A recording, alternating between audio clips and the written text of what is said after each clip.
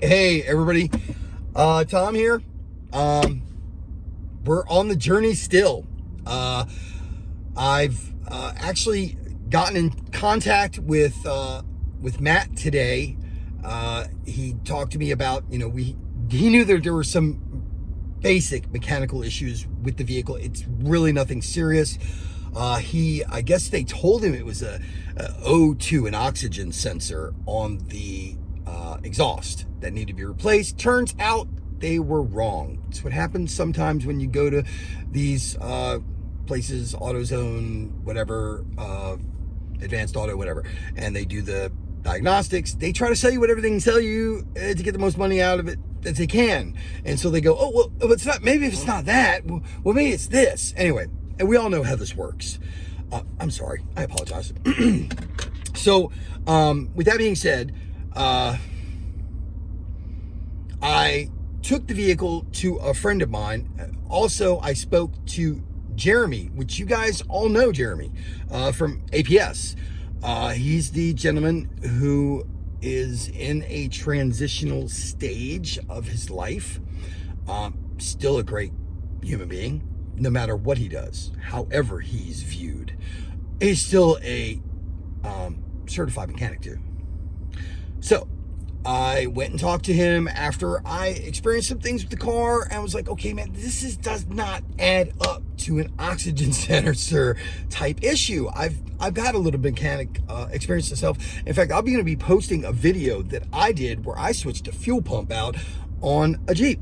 So I am mechanically inclined. I'm not somebody who's just like, oh, I don't know, take it to the garage. Man, that looked really weird. I'm sorry. I don't know what that was about. God, please don't smoke me over that one. Anyway, so Matt said, here's some money, get it fixed. I want you in a vehicle that works.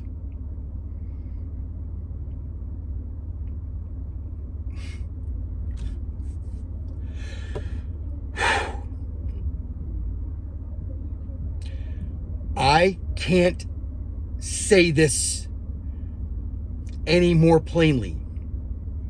And anyone who reads anything into this, I don't care what you think. That's a dynamic that is missing in this world right now, is people who are willing to do things without expecting something in return. I've said this before and I'll say it again. The thing that's missing in today's day and age is integrity and morals. The day that we think it's okay to look the other way while another man suffers.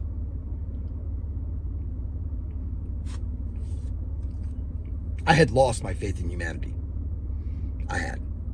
While I was in my addiction, I absolutely believed it was me against everyone. Since I got sober and realized that opinion is wrong.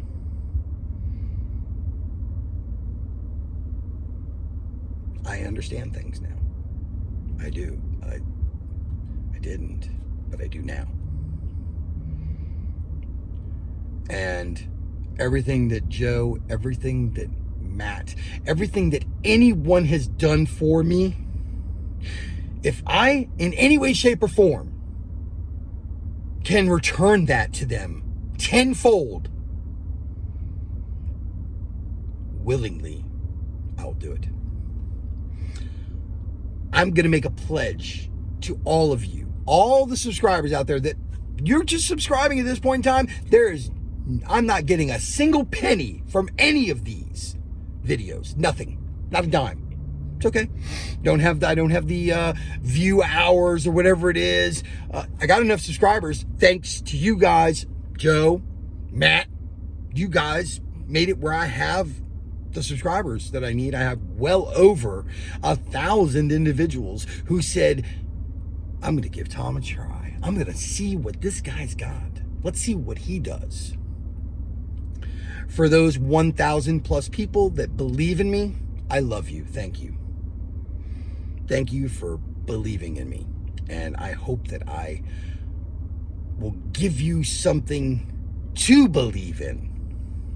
All right, so that being said, what I am going to promise you is if I make any kind of substantial amount of money out of this, if I become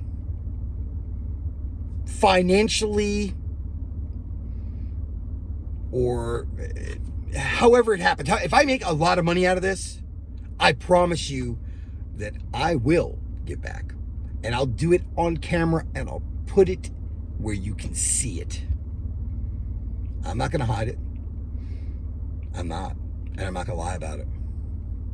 Will I give myself any portion of it? I will give myself enough to make sure that I don't wind up homeless, that my vehicle doesn't break down, that my son gets to see me. And I do have a child. I have a son. He's 6 years old. Be 7 in December. It's a long story. It doesn't have anything to do with you, and it has nothing to do with this show. My family and my personal life, outside of what I give to you guys about prison and the journey coming home, has nothing to do with my son, my personal life. Who I date, who I don't date, who I'm not dating, because I'm not dating. I really am not, because I don't want to. I don't want to date anyone. I don't want to be with anybody right now. I am not in a position to give anything or bring anything to the table right now. Okay, so that being said, I challenge you, my subscribers, push my view hours up. Get this monetized. Make my show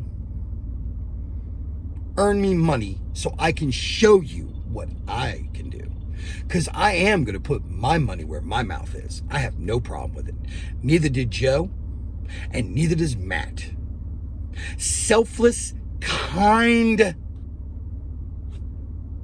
belief in humanity. That's all it is. Okay, so enough of that. I do have one more little thing I want to throw in this video because I had some people ask me about prison content. Hey, where are the stories, Tom? Where are the freaking stories about prison? You did so much time in prison. Why don't you talk about it? Do you have any idea how traumatic some of those experiences were? I'm going to give you a story. You want a story? I'm going to give you one. Okay.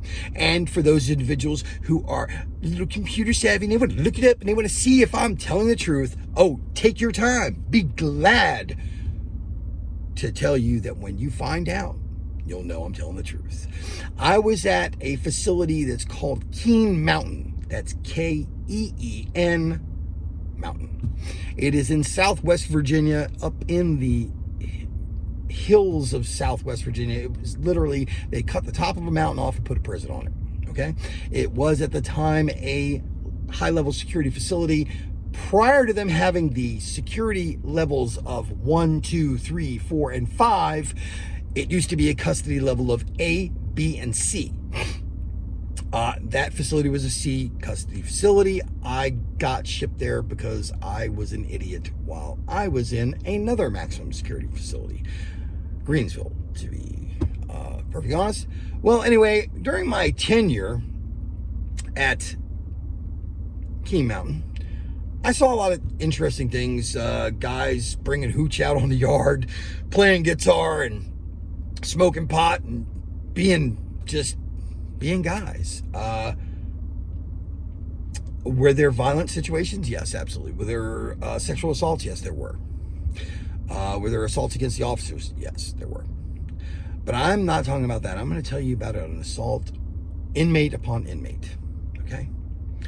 So one of the things I tell people quite often when I meet newcomers when I'm in a facility is don't get involved in drugs. Getting involved in drugs is a bad idea. If you get involved in drugs, I promise you something bad's going to happen to you. I'm telling you now. And that is this story. I knew this guy. His name was, we'll call him Willie. Willie used to like to sell a little bit of that devil's cabbage, the almighty spinach. Anyway, he used to sell a little bit of that stuff and a couple other things, but wait, we're just going to deal with that story. He sold some of this fine wine green stuff to this black dude who we'll call Big E. Big E drugged the guy on $25 worth of marijuana. And I'm going to tell you, this is how much marijuana it was. You see that part of my finger? See how big that is? That's how much marijuana he got for $25 in a bag. That's it. That's how much it was. Like that. $25. Basically a couple of joints. You know what I'm saying? Well, Big E kept putting Willie off and putting him off and putting him off. And then one fine day, while in the chow hall at King Mountain, Willie asked Big E, while he was sitting down eating his lunch, "Hey man, I really need that. You need to give that to me." Whereas the individual Big E said, "Get it out of your mama's hoo-ha." That's not the word he used, but I'm going to use that one because I'm trying not to be a total idiot. Willie looked at the guy, smiled, and said, "I'll be right back and do that." Now, I don't think this guy, Big E, really understood the implications of what he just did. And I was in the line behind these guys when that altercation happened, and I was thinking to myself, oh, this is probably not going to be good. And it wasn't. It really wasn't. I went over, subsequently got my spot to sit down with the guys that I eat with, and we all save ourselves tables. There are these little hexagon stop sign tables that have 4 seats on them. They're made out of stainless steel. The seats are made out of stainless steel. You set your tray down on it and you eat your food with your arms over top of your food like this. Anyway, I hope you guys enjoyed me doing that. When my friend, and I will not lie, the kid's name was Dirtball. It's his nickname. People get weird nicknames in prison. I'm not going to tell you mine until much later. Anyway, Dirtball goes, "Yo, there's Willie." And I turn my head and I look over, and Willie is coming through the exit door of the chow hall, and he looks really upset. And he walks and goes straight ahead and goes over to the table where Big E is sitting with his arms against this. They had this cattle run. It's like a fenced-in area to keep people from jumping line. If you guys don't know what that is, what jumping line is, the best way I can explain it is, you ever had somebody cut in front of you in line while you're at the store? That's what they do. They put a metal fence up around it to keep you from doing that. Well, Big E is in the corner. He's got his arms up like this. He's leaning back against this thing. And Willie walks up and he goes, "Hey, man, I thought about this, and I decided that I'm going to take that out of your body instead." And E said, "You blah, blah, blah." And about pretty much the words he got out of his mouth. And Willie leaned across the table and stabbed him directly in the middle of his chest, pulling out a chunk of meat about that big out of his chest. As he ripped the knife back out of him, that I saw was a piece of metal. Yeah, it was every bit of 7-8 inches long, but it had been back serrated, cut with a cutting wheel, probably in the welding shop. It was a vicious and nasty looking weapon. There's nothing else I can say. He had it taped and tied to his hand, and he stabbed that man from one end of the chow hall to the other while he screamed, going, "God, please, get him off me! Get him off me!" It was horrific, to say the least. There was blood from one end of the chow hall to the other. The man made it out of the door, and Willie was still stabbing him as the police were going, "Put the knife down!" Anyway, I'm not going to say his last name. And Willie just did not stop. He chased that boy outside the chow hall, burying that blade in him time after time, making this smacking sound all the way out the chow hall. If this doesn't traumatize you, just listening to me tell it, imagine what it felt like being right there. I'm watching blood just going everywhere. People are standing up and cheering. Yeah, like Gladiator. It's like, Hail Caesar, death to them all, kind of thing. Willie finally decides he stabbed him enough when he hits the ground and is wheezing. Turns around, the police have got him surrounded, the correctional officers have got him surrounded out there in front of the chow hall, and they go, give us the knife. And Willie says, you'll get that thing out of my hand when I get the F off the boulevard. If you want to come and get it, come get it just like he did. And they walked him to the watch commander's office. I didn't see Willie again for about another subsequent 6-7 months. When I did see him again, it was at another facility. Actually a lesser security level than the one we were at. I did, of course, see Big E, who did live through the 17 stab wounds on his body that covered the front of his chest and his back. He looked like he was a stitched up Raggedy Ann doll. That's what he looked like. And was surprisingly a very quiet and humble individual afterwards. I don't know why. What do you think? What do you think? Honestly. You think you're built for this? You think you're made for this? You think, oh, I'm a hardened convict. I can do this. Till you see that. And that's just the tip of the iceberg of some of the things I've seen. I don't want to get any more animated right now. And telling that story triggers my PTSD, to be perfectly honest with you.